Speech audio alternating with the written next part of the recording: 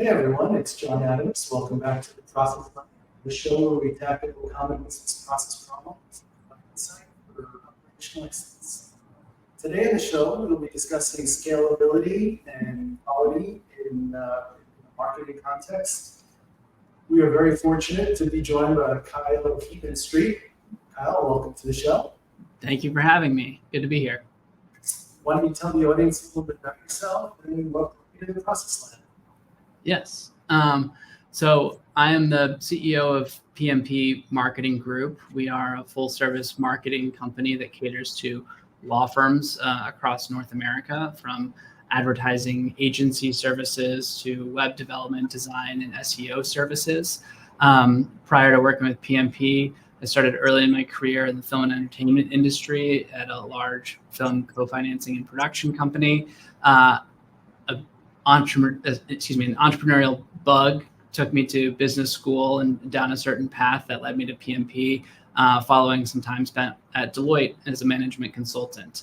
PMP has been a business for almost 20 years. My involvement is relatively new. I came on board with some partners acquiring PMP in early 2022, having seen a vision for what PMP could be in the future and believing that with the right sort of investment in the core infrastructure, we could build something even greater than what has been, while preserving the legacy along the way. And what's that vision? Or what when we looked at the business and we get into this, what about it specifically made you think about all of this? Yeah, absolutely. So in terms of our core business, we focus on marketing and advertising solutions.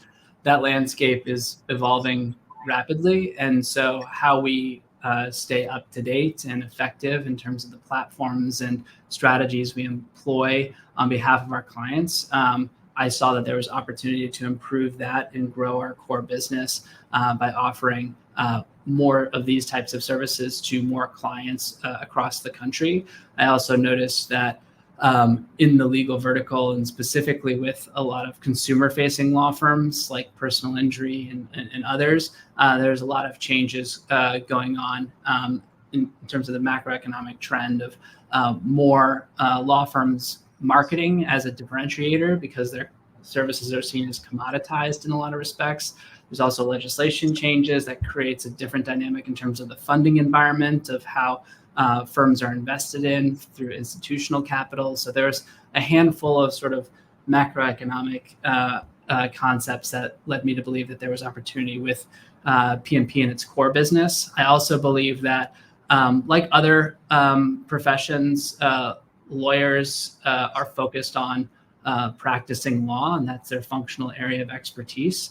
It just so happens that when they're good at it and they want to be more successful, they become stewards of small to medium-sized businesses, which is a different competency that sometimes lawyers struggle with. And so I think that there's opportunity for PMP to offer services beyond just core marketing services to law firms to help them operate their businesses more effectively and more efficiently. And so I see PMP being an sort of outsourced front of office partner for a large number of law firms across North America in the future.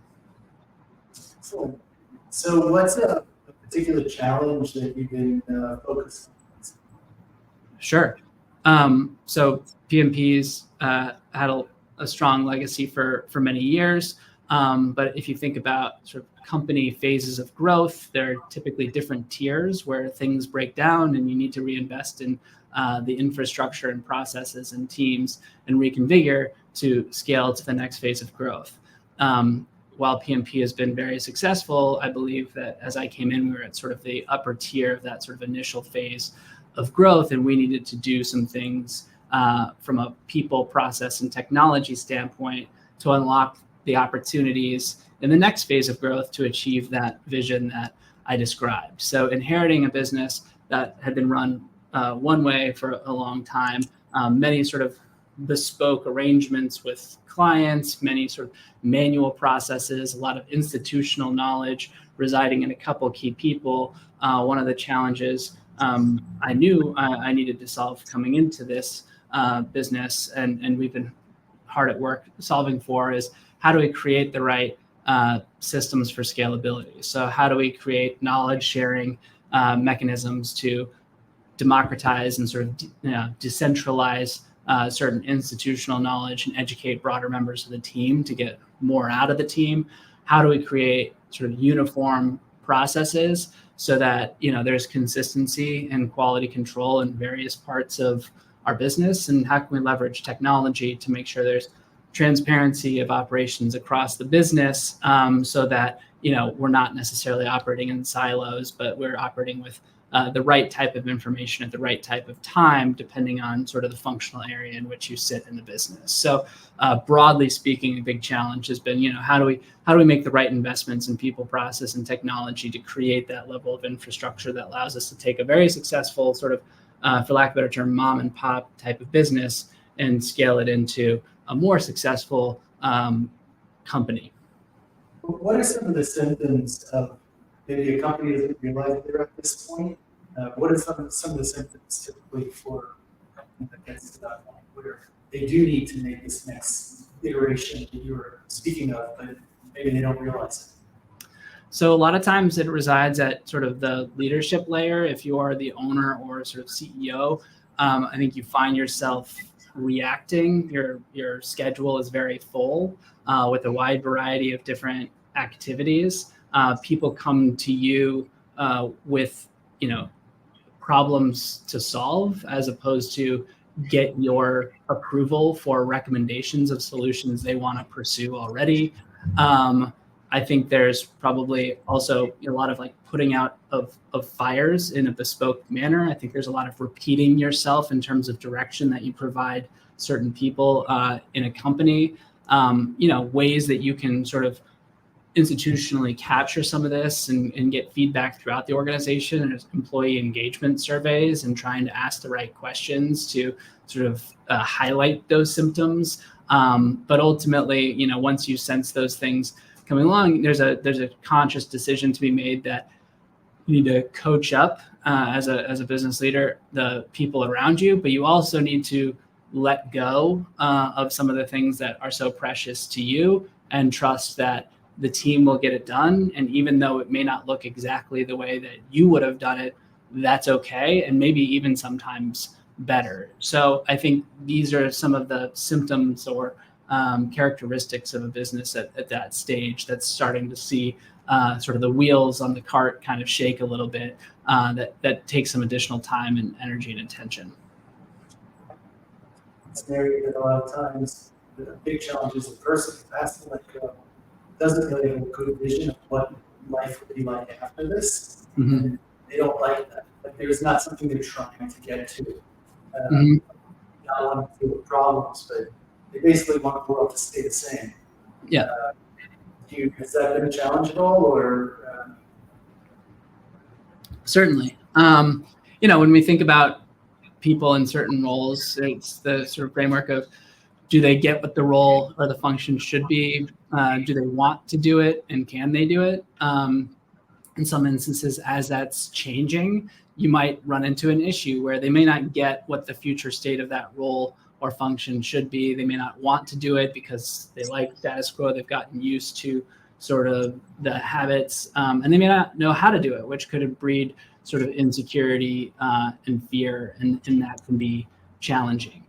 I think as somebody who's operating a business through change, I need to stay consistent with what is the vision for the company. I'm accountable to teammates and investors and myself, so I need to stay true to my fiduciary duty.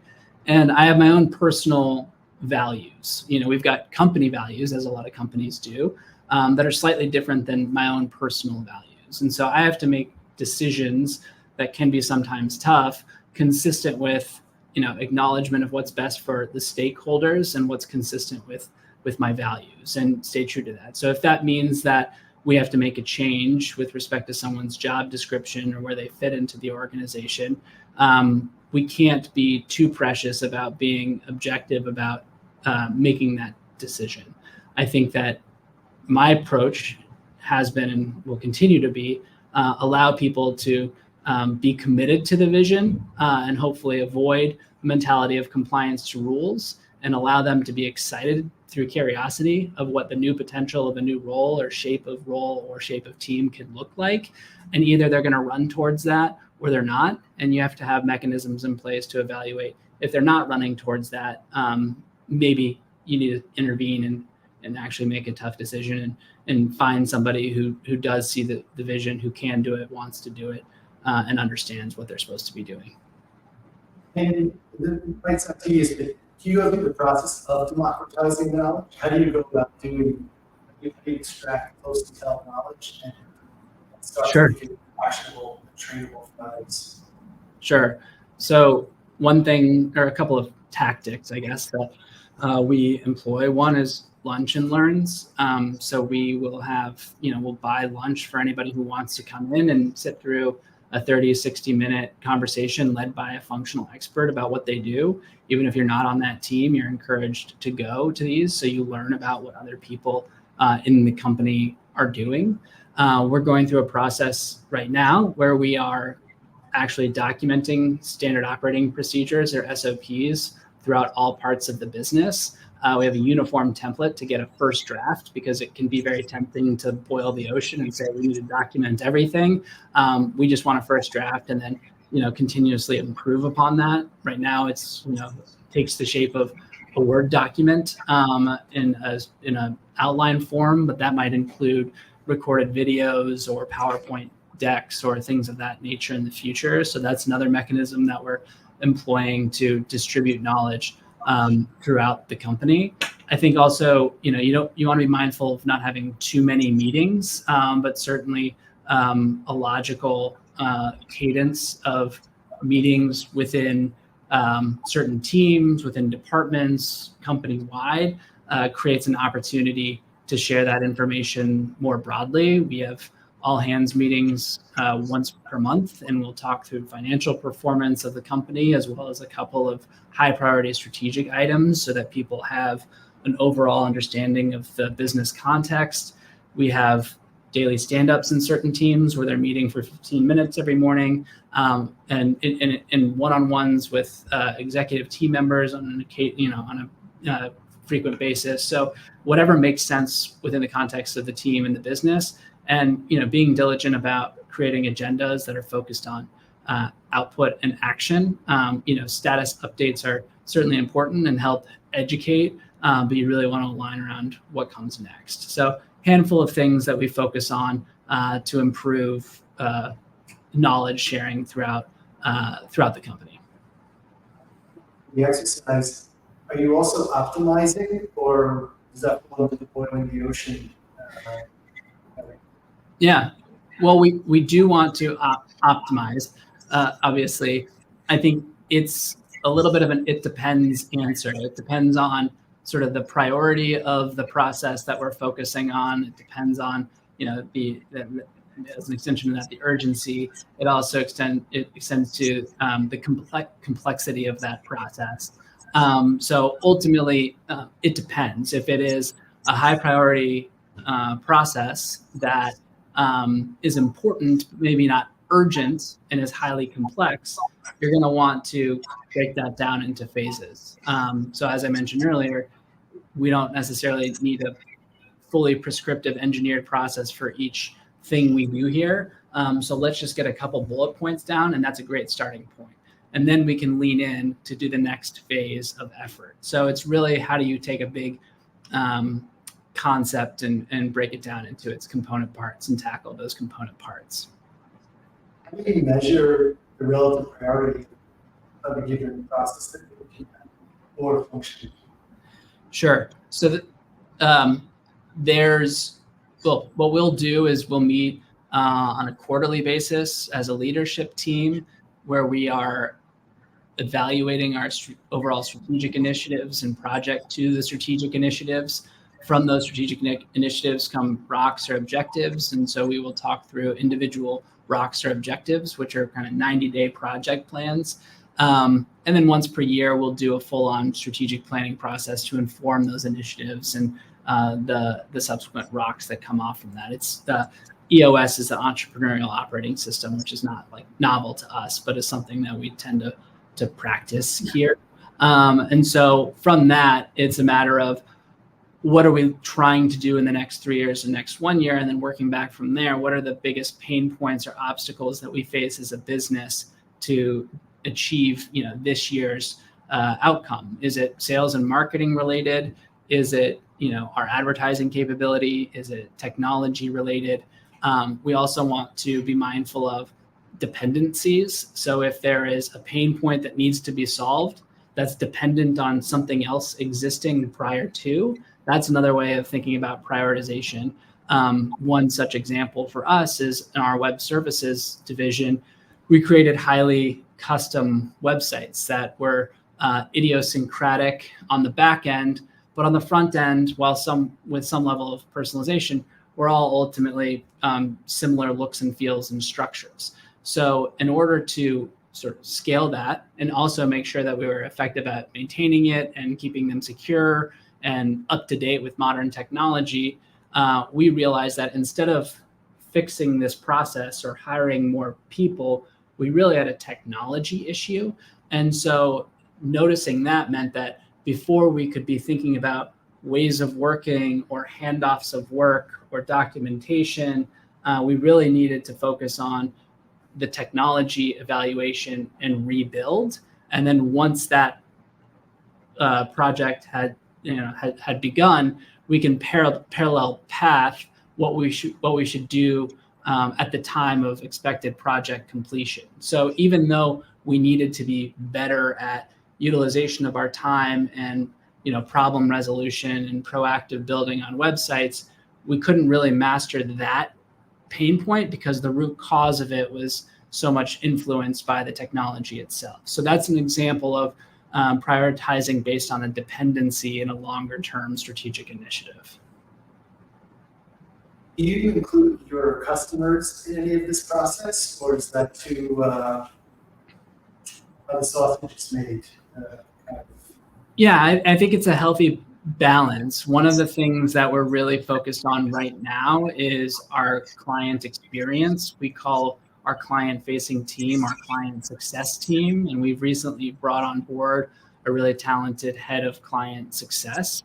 And one of the things that we're focused on is building out what the process is through a client lifecycle. So it really starts from middle of sales discussions through contract sign and onboarding, and then what's the cadence or rhythm of engagement that we have with a client in the first year or 2 years. And our point of view is we should be able to map that out clearly across our client base.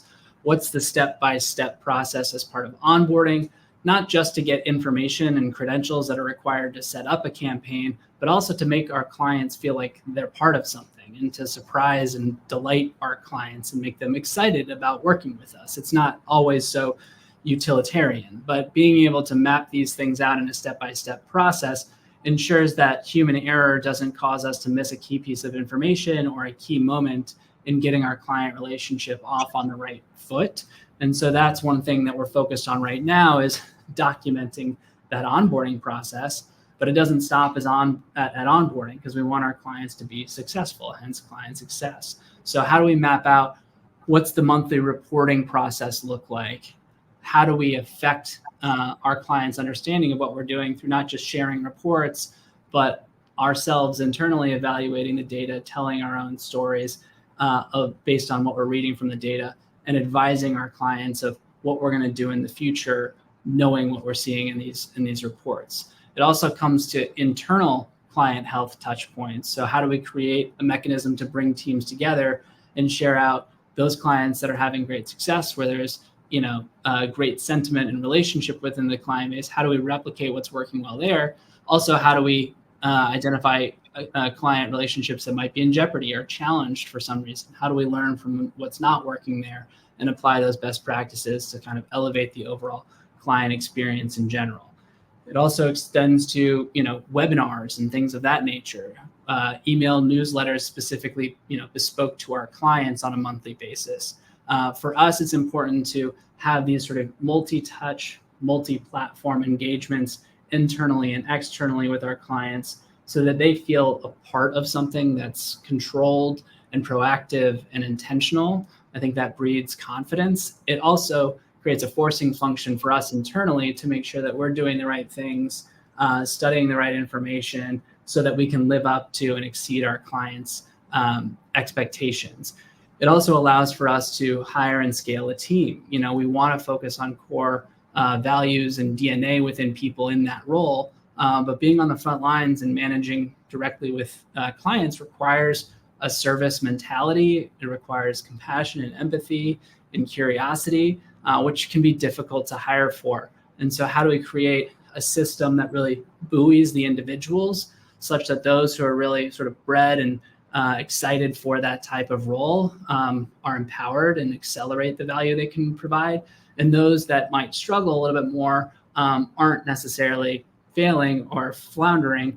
There's mechanisms in place to give them the tools to do a great job, succeed, and grow, and also reporting and sort of transparency for leadership to look at accountability measures and ensure that we're course correcting things that aren't working, such that we can maintain a positive client experience all the way through and in all of our touch points. And to your question around the sausage making, I think a big piece of it is, what do our clients really want to know? I think there's an element of, we're doing a lot of exciting stuff here. We're very process and operations driven. We're investing a lot in the business, and it's easy for us to know what we're doing. Sometimes we have to unlearn what we already know to know what we should be sharing with our clients, because even though we may not be providing website services to a client, they don't know that we've made this significant investment in creating cutting edge technology that's helping other clients. And so how do we share that information with them? How do we analyze different markets, anonymize information and research reports, and share that back as a point of interest for our clients? So there's things that we take into account in terms of what is it about what we're doing internally that our clients would benefit from knowing, and we want to bring them in to the extent it is logical based on their level of interest in what we do for them. So as we come toward the end of the show, maybe we can give an example of a big win that you've had going through this process. Sure. I'll tell you that we have gone through something recently where on the content on our website, we generate blog posts that are SEO enriched on behalf of our clients. We do that on a regular basis.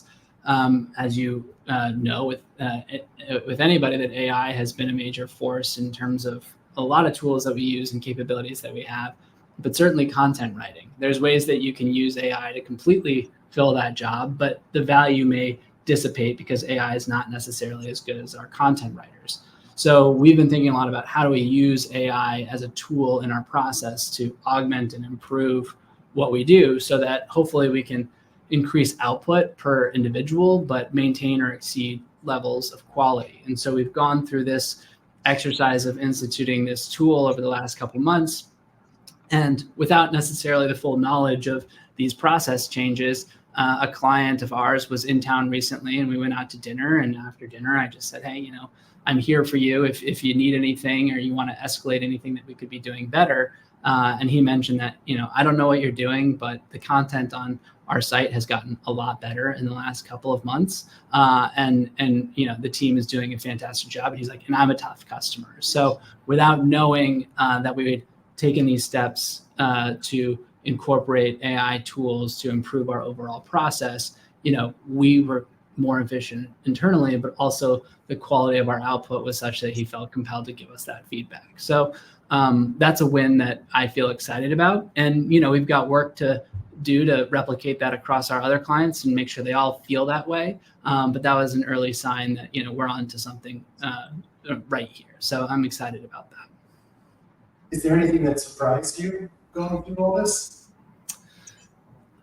I would say that, little things surprise me all the time. I think that there's a lot of talk about resistance to change in organizations and fear of change in organizations.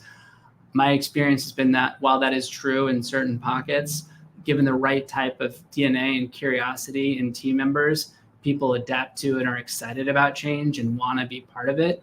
And as you paint the right picture of the vision of what a company should look like, in our case, our company, people do commit themselves to that vision and get excited about it and evolve to become more self-authored and self-starting within that vision. And I've been emboldened by the capacity and interest of various members of our team through various levels of seniority in terms of adapting to new ways of doing things and seeking information and proactively making recommendations around process and documentation that's needed to ensure they have the tools they need to succeed so that we can grow and scale without allowing any sort of quality challenges to affect what we offer our clients and future clients. Sounds like a key component of being successful in this is a clear vision that's well articulated. And it sounds like you're also very transparent. Yes, I agree with that. I think it's important to have a clear vision. I think it's important to be transparent.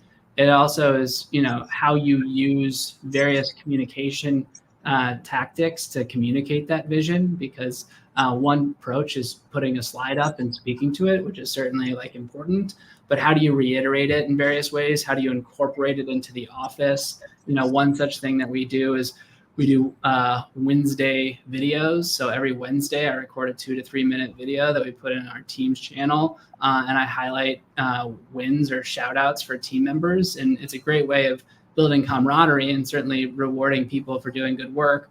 But it's a way of reinforcing what the values are and what the vision is, because you want to be selecting behavior that's consistent with that vision. And as you do more of those things, people start to fill in their own sort of idea of what the vision is, and it becomes a little bit clearer and more cohesive. That's one example, but there are several tactics, sort of multi-touch, multi-channel, multimedia ways that you need to be filling in the picture of the vision, because it is ambiguous and requires some imagination and faith, and it's continuous. So we really focus on that. Integrity of action to the vision. So yes, exactly. Any final thoughts you'd like to share with the audience?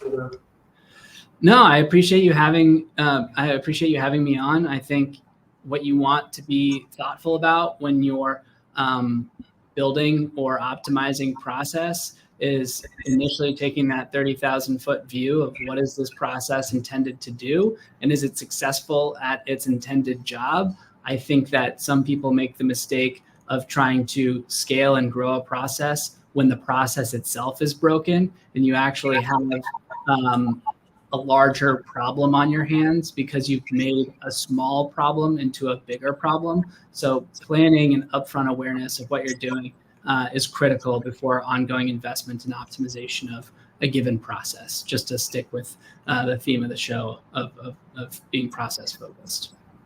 Excellent. This has been great. Good. Thanks. Thank you very much for being on the show. And to our audience, please let us know your thoughts. And if you feel it was helpful, please subscribe and share episode with others. Thank you.